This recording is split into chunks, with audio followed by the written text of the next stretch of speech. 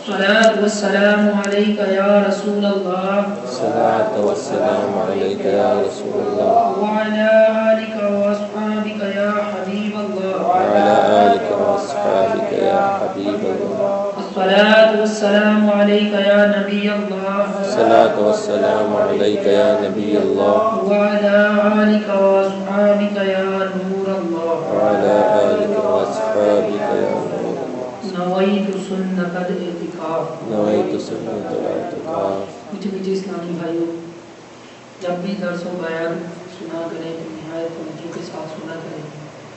لاپرواہی کے ساتھ سننے سے اس کی برکتیں ظاہر ہونے کا اندیشہ ہے. ہو سکے تو اپنے دل و دماغ کو حاضر کر کے بیان کو سننے کی کوشش فرمایا کریں. ادھر ادھر دیکھنا، بچوں سے کھیلنا، موبائل فون پہ میسیجز کرنا یا پڑھنا یا کسی قسم کا بھی درود یا ورد وغیرہ کرنے سے پرہیز کریں کہ یہاں ہم جو ہے علم دین سیکھنے کے لیے بیان سننے کی نیت سے حاضر ہوئے ہیں. تو میں تمام اسلامی بھائیوں سے گزارش کروں گا کہ توجہ کے ساتھ بیان سننے کی سامنے خاص کروں. حضور سراپائے نور شاپائے یوم النشور صلی اللہ علیہ وآلہ وسلم کا ارشاد نور بار ہے. مجھ پر درود شریف پڑھ کر اپنی مجالس کو آراستہ کرو کہ تمہارا درود پاک پڑھنا بروز قیامت تمہارے لیے نور ہوگا. سبحان اللہ. صلو علی الحبیب صلی اللہ تعالی علی محمد صلی اللہ علیہ وآلہ وسلم. میٹھے اسلامی بھائیوں، آج جو میرے بیان کا موضوع ہے وہ جو ہے موت کی سختیوں سے ریلیٹڈ ہے. تو ہو سکے تو جیسے جیسے یہ بیان ہو رہا ہے ہر کوئی اپنے اوپر فیل کرے کہ یہ جو کچھ بیان میں بیان کیا جا رہا ہے یہ میرے ساتھ بھی ہونے والا ہے. جس طرح میرے رشتہ داروں کے ساتھ، کسی کے ماں باپ کے ساتھ، کسی کے بہن بھائی کے ساتھ، کسی بھی رشتہ دار کے ساتھ ہوا ہوگا. تو ہو سکے تو اپنے اوپر اس کو اپلائی کرتے ہوئے سننے کی سعادت حاصل کیجیے. عالم و محدث اور مشہور تابعی بزرگ حضرت سیدنا سفیان ثوری رضی اللہ تعالیٰ عنہ سے مروی ہے کہ مرنے والا ہر چیز کو جانتا ہے، حتیٰ کہ اس سال سے کہتا ہے تجھے خدا عز و جل کی قسم تو غسل میں میرے ساتھ نرمی کر. اور جب وہ اپنے جنازے کی چارپائی پر ہوتا ہے اس سے کہا جاتا ہے اپنے بارے میں لوگوں کی باتیں سن. امیر المؤمنین حضرت سیدنا عمر فاروق اعظم رضی اللہ تعالی عنہ سے روایت ہے نبی کریم رؤوف الرحیم صلی اللہ علیہ وآلہ وسلم نے ارشاد فرمایا مردہ جب تخت پر رکھا جاتا ہے اور اسے لے کر ابھی 3 قدم ہی چلے ہوتے ہیں وہ بولتا ہے اور اس کے کلام کو انسان اور جنوں کے علاوہ اللہ تعالی جسے چاہتا ہے سنواتا ہے. مردہ کہتا ہے اے میرے بھائیوں، اے میرے جنازے کو اٹھانے والوں، تمہیں دھوکے میں نہ ڈال دے یہ دنیا جیسے مجھے ڈالے رکھا، اور زمانہ تمہارے ساتھ نہ کھیلے جیسے میرے ساتھ کھیلا. میں نے جو کچھ کمایا وہ اپنے ورثاء کے لیے چھوڑا. اللہ عز و جل قیامت والے دن مجھ سے حساب لے گا اور میری گرفت فرمائے گا. حالانکہ تم لوگ مجھے رخصت کرتے اور مجھے پکارتے یعنی میرے لیے روتے ہو. جیتنے دنیا سکندر تھا چلا، جیتنے دنیا سکندر تھا چلا، جب گیا دنیا سے خالی ہاتھ تھا. میٹھے اسلامی بھائیوں، اس وقت کیسی بے کسی ہوگی جب روح جسم سے جدا ہو چکی ہوگی. وہ کس قدر بے بسی کا عالم ہوگا جس وقت بیش قیمت کپڑے اتار دیے جائیں گے. غسال نہلا رہا ہوگا لٹھے کا کفن پہنایا جا رہا ہوگا۔ کیسی حسرت کی گھڑی ہوگی جب جنازہ اٹھایا جا رہا ہوگا۔ ہائے ہائے وہ دنیا جس کے لیے عمر بھر بھاگ دوڑ کی تھی، جس کی خاطر راتوں کی نیندیں اڑائی تھیں، طرح طرح کے خطرے مول لیے تھے، وہ سب چھوڑ کر رخصت ہونا پڑ رہا ہوگا۔ آہ قیمتی لباس کھونٹی سے ٹنگا رہ جائے گا، گیراج میں کار کھڑی رہ جائے گی، کھیل کود کے آلات اور ہر طرح کا سامان دھرا کا دھرا رہ جائے گا۔ اس وقت مردے کی بے بسی انتہا کو پہنچ جائے گی جب اس کو روشنیوں سے جگمگاتی، عارضی خوشیوں سے مسکراتی دنیائے ناپائیدار کے فانی گھر سے نکال کر اندھیری قبر میں منتقل کرنے کے لیے کندھوں پہ لاد کر سوئے قبرستان چل پڑیں گے۔ عالم انقلاب ہے دنیا، چند لمحوں کا خواب ہے دنیا، فخر کیوں دل لگائیں اس سے، نہیں اچھی خراب ہے دنیا۔ حضرت سیدنا عمر بن عبدالعزیز رضی اللہ تعالی عنہ ایک جنازے کے ساتھ قبرستان تشریف لے گئے۔ وہاں ایک قبر کے پاس بیٹھ کر غور و فکر میں ڈوب گئے۔ کسی نے عرض کی، یا امیر المؤمنین، آپ رضی اللہ تعالی عنہ یہاں تنہا کیسے تشریف فرما ہے؟ فرمایا، ابھی ایک قبر نے مجھے پکار کر بلایا اور بولی، اے عمر بن عبدالعزیز رضی اللہ تعالی عنہ، مجھ سے کیوں نہیں پوچھتے کہ میں اپنے اندر آنے والوں کے ساتھ کیا برتاؤ کرتی ہوں؟ میں نے اس قبر سے کہا، مجھے ضرور بتا۔ وہ کہنے لگی، جب کوئی میرے اندر آتا ہے تو میں اس کا کفن پھاڑ کر جسم کے ٹکڑے ٹکڑے کر ڈالتی ہوں، اس کا گوشت کھا جاتی ہوں۔ کیا آپ مجھ سے یہ نہیں پوچھیں گے کہ میں اس کے جوڑوں کے ساتھ کیا کرتی ہوں؟ میں نے کہا، ضرور بتا۔ وہ کہنے لگی، ہتھیلیوں کو کلائیوں سے، گھٹنوں کو پنڈلیوں سے اور پنڈلیوں کو قدموں سے جدا کر دیتی ہوں۔ اتنا کہنے کے بعد حضرت سیدنا عمر بن عبدالعزیز رضی اللہ تعالیٰ عنہ ہچکیاں لے کر رونے لگے۔ جب کچھ افاقہ ہوا تو کچھ اس طرح عبرت کے مدنی پھول لٹانے لگے۔ اے اسلامی بھائیوں، اس دنیا میں ہمیں بہت تھوڑا عرصہ رہنا ہے۔ جو اس دنیا میں سخت گنہگار ہونے کے باوجود صاحب اقتدار ہے، وہ آخرت میں انتہائی ذلیل و خوار ہے۔ جو اس دنیا میں مالدار ہے وہ آخرت میں فقیر ہوگا۔ جو اس کا جوان ہے بوڑھا ہو جائے گا، اور جو زندہ ہے وہ مر جائے گا۔ دنیا کا تمہاری طرف آنا تمہیں دھوکے میں نہ ڈال دے، کیونکہ تم نہیں جانتے کہ یہ بہت جلد رخصت ہو جاتی ہے۔ کہاں گئے تلاوت قرآن کرنے والے؟ کہاں گئے بیت اللہ کا حج کرنے والے؟ کہاں گئے ماہ رمضان کے روزے رکھنے والے؟ خاک نے ان کے جسموں کا کیا حال کر دیا، قبر کے کیڑوں نے ان کے گوشت کا کیا انجام کر دیا۔ اللہ عز و جل کی قسم، دنیا میں یہ آرام دہ نرم نرم بستر پر ہوتے تھے، لیکن اب وہ اپنے گھر والوں اور وطن کو چھوڑ کر راحت کے بعد تنگی میں ہیں۔ ان کی بیواؤں نے دوسرے نکاح کر کے دوبارہ گھر بسا لیے، ان کی اولاد گلیوں میں در بدر ہے، ان کے رشتہ داروں نے ان کے مکانات و میراث آپس میں بانٹ لی ہے۔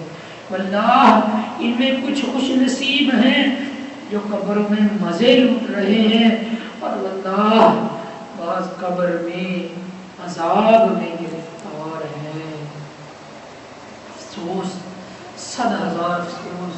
اے نادان، جو آج مرتے وقت کبھی اپنے والد کی، کبھی اپنے بیٹے کی، تو کبھی اپنے سگے بھائی کی آنکھیں بند کر رہا ہے، کسی کو نہلا رہا ہے، کسی کو کفن پہنا رہا ہے، کسی کے جنازے کو کندھے پہ اٹھا رہا ہے، کسی کے جنازے کے ساتھ جا رہا ہے، یاد رکھ کل یہ سبھی کچھ تیرے ساتھ بھی ہونے والا ہے۔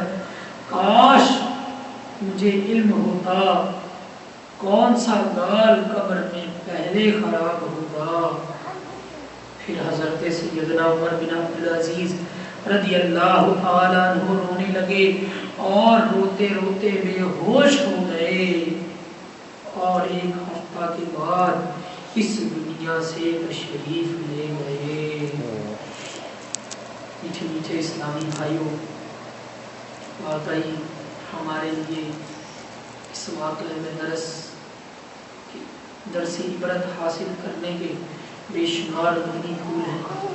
میٹھے اسلامی بھائیوں، افسوس ہم صدموں سے بھرپور موت کی تیاری سے یکسر غافل ہیں۔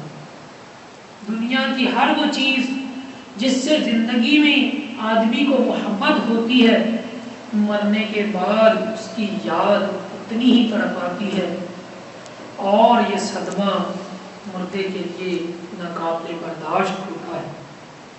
میٹھے اسلامی بھائیوں، اس بات کو کچھ اس طرح سمجھنے کی کوشش کیجئے کہ جب کسی کا پھول جیسا اکلوتا بچہ گم ہو جائے تو وہ کس قدر پریشان ہوتا ہے، اور اگر ساتھ ہی اس کا کاروبار وغیرہ بھی تباہ ہو جائے اس کے صدمے کا کیا عالم ہوگا۔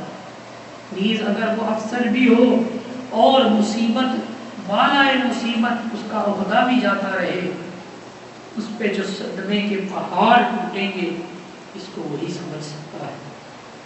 اب چونکہ آدمی مر جانے کے باوجود اس کی عقل سلامت رہتی ہے، لہذا اس کو والدین، بیوی، بچوں، بہن بھائیوں، دکان مکان، ہر چیز کی جدائی کا صدمہ ہوتا ہے، اور جو جتنا زیادہ راحتوں میں زندگی گزارتا ہے، مرنے کے بعد ان آسائشوں کے چھوٹنے کا صدمہ بھی اتنا ہی ہوتا ہے۔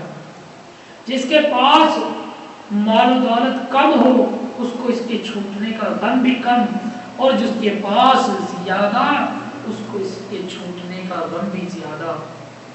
حجت الاسلام حضرت سیدنا امام محمد غزالی علیہ رحمۃ اللہ علیہ فرماتے ہیں، یہ انکشاف جان نکلتے ہی تدفین سے پہلے ہو جاتا ہے، اور وہ فانی دنیا کی جن جن نعمتوں پر مطمئن تھا ان کی جدائی کی آگ اس کے اندر شعلہ زن ہوتی ہے۔ میٹھے اسلامی بھائیوں، جس مسلمان نے صرف حسب ضرورت دنیا کی چیزوں پر اکتفا کیا وہ ہلکا پھلکا ہوتا ہے۔ موت اس کے لیے وصال محبوب کا پیام لاتی ہے۔ جو اللہ عز و جل کے نیک بندے ہوتے ہیں، جنہوں نے دنیا کے مال و اسباب سے دل نہیں لگایا ہوتا، انہیں مال چھوٹنے کا صدمہ بھی نہیں ہوتا، اور قبر میں ان کے خوب مزے ہوتے ہیں، جیسا کہ سرکار نامدار دو عالم کے مالک و مختار باذن پروردگار عز و جل صلی اللہ علیہ وآلہ وسلم کا فرمان نور بار ہے۔ مومن اپنی قبر میں 70 ہاتھ کے سبزہ زار میں پھولتا رہتا ہے، اور اس کی قبر 14ویں کے چاند کی طرح ہوتی ہے۔ حضرت سیدنا مسروق رضی اللہ تعالیٰ عنہ فرماتے ہیں، مجھے کسی پر اس قدر رشک نہیں آتا جس قدر قبر میں جانے والے اس مومن پر رشک آتا ہے جو دنیا کی مشقت سے راحت پا گیا اور عذاب سے محفوظ رہا۔ سبحان اللہ۔ حضرت سیدنا عطا بن یسار رضی اللہ تعالیٰ عنہ فرماتے ہیں، نبی اکرم نور مجسم صلی اللہ علیہ وآلہ وسلم نے امیر المؤمنین حضرت سیدنا عمر فاروق اعظم رضی اللہ تعالیٰ عنہ سے فرمایا، اے عمر رضی اللہ تعالیٰ عنہ، جب آپ کا انتقال ہوگا تو کیا حال ہوگا. آپ کی قوم آپ کو لے جائے گی اور آپ کے لیے 3 گز لمبی اور 1.5 گز چوڑی کمر تیار کریں گے، پھر واپس آ کر آپ کو غسل دیں گے اور کفن پہنائیں گے اور پھر خوشبو لگا کر آپ کو اٹھائیں گے حتیٰ کہ آپ کو قبر میں رکھ دیں گے، پھر مٹی برابر کر دیں گے اور آپ کو دفن کر دیں گے. اور جب وہ واپس لوٹیں گے تو آپ کے پاس امتحان لینے والے 2 فرشتے منکر و نکیر آئیں گے. ان کی آواز بجلی جیسی کڑک اور ان کی آنکھیں اچکنے والی بجلی کی طرح ہوگی. وہ بالوں کو گھسیٹتے ہوئے آئیں گے اور اپنے دانتوں سے قبر کو کھود کر آپ کو جھنجھوڑ دیں گے. اے عمر، اس وقت کیا کیفیت ہوگی؟ حضرت عمر فاروق اعظم رضی اللہ تعالی عنہ نے عرض کی، کیا اس وقت میری عقل آج کی طرح میرے ساتھ ہوگی؟ فرمایا ہاں. عرض کی، پھر انشاءاللہ عز و جل میں ان کو کافی ہوں گا. میٹھے اسلامی بھائیوں، حجت الاسلام امام محمد غزالی علیہ رحمۃ اللہ علیہ اس حدیث پاک کے تحت نقل کرتے ہیں، فرماتے ہیں موت کی وجہ سے عقل میں کوئی تبدیلی نہیں آتی، صرف بدن اور اعضاء میں تبدیلی آتی ہے. لہذا مردہ اسی طرح عقل مند، سمجھدار اور تکالیف و لذات کو جاننے والا ہوگا. عقل باطنی شے ہے اور نظر نہیں آتی. انسان کا جسم گرچہ گل سڑ کر بکھر جائے پھر بھی عقل سلامت رہتی ہے. میٹھے میٹھے اسلامی بھائیوں، خدا عز و جل کی قسم، تشویش اور سخت تشویش کا معاملہ ہے. آج جس طرح ہماری زندگی بسر ہو رہی ہے، میرے میٹھے اسلامی بھائیوں، ہم سبھی اسی سے واقف ہیں. ہم آج جو مسلمان طرح طرح کے گناہوں میں ملوث ہیں، میرے میٹھے اسلامی بھائیوں، آنکھیں بند کیے، جو ظاہری آنکھیں تو کھلی ہیں لیکن دل کی آنکھیں بند کیے، گناہوں پہ دلیر ہوئے، گناہ پہ گناہ، رب عز و جل کی نافرمانیوں پہ نافرمانیاں کرتے چلے جا رہے ہیں. میرے میٹھے اسلامی بھائیوں، ان کو ڈر جانا چاہیے اس سے پہلے کہ موت آ کر ان کا سارا کھیل بگاڑ دے، اس سے پہلے کہ موت آ جائے اور توبہ کی توفیق نہ ہو. میرے میٹھے اسلامی بھائیوں، ہمیں کچھ پتہ نہیں کہ کب ہمیں موت آ جائے، کیا پتہ کسی کی آج آخری رات ہو. میٹھے اسلامی بھائیوں، ہمیں کسی کو کچھ پتہ نہیں ہے. اللہ عز و جل کی رحمت پہ امید باندھے، ہو سکے تو آج ہاتھوں ہاتھ اپنے پچھلے گناہوں کی توبہ کر لیجئے. کیا پتہ ہماری یہ توبہ قبول ہو جائے اور اللہ عز و جل ہمیں اس توبہ پہ استقامت بھی دے دے. میرے میٹھے اسلامی بھائیوں، انشاءاللہ ہم آج سے عہد کرتے ہیں کہ انشاءاللہ آج کے بعد میری کوئی نماز قضا نہیں ہوگی انشاءاللہ. رمضان کا کوئی روزہ قضا نہیں ہوگا انشاءاللہ. فلمیں ڈرامے نہیں دیکھیں گے انشاءاللہ. گانے باجے نہیں سنیں گے انشاءاللہ. ماں باپ کو نہیں ستائیں گے انشاءاللہ. داڑھی نہیں منڈوائیں گے انشاءاللہ. ایک مٹھی سے نہیں کٹائیں گے انشاءاللہ. میٹھے اسلامی بھائیوں، توبہ دل سے ہونی چاہیے کہ حدیثوں میں مفہوم ملتا ہے ندامت توبہ ہے. اگر خالی زبان سے کہہ دیا تو اس کی توبہ ہوتی نہیں. میرے اسلامی بھائیوں، اللہ عز و جل ہمیں اس طرح توبہ پہ استقامت دے کہ آج کے بعد ہم نے جو اچھی اچھی نیتیں کی ہیں اس پہ ہم استقامت سے قائم رہیں. الحمدللہ دعوت اسلامی کا مہکا مدنی ماحول ہے جو الحمدللہ ہمیں سنتوں پر عمل کرنے، گناہوں سے بچنے اور دوسروں کو بچانے کا ایک ماحول، مدنی ماحول فراہم کر رہا ہے. الحمدللہ اس مدنی ماحول کی برکت سے نہ صرف آخرت بلکہ دنیا کے بھی جو ہے بہت سارے مسائل حل ہو جایا کرتے ہیں کہ جس طرح آپ الحمدللہ کبھی قافلوں میں سفر کرتے ہیں اور قافلوں میں سفر کر کے اپنی دنیا و آخرت کے لیے دعائیں کرتے ہیں. الحمدللہ عز و جل اکثر اوقات قافلوں میں جو ہے آخرت کے مسائل کے ساتھ ساتھ دنیا کے مسائل بھی حل ہو جایا کرتے ہیں.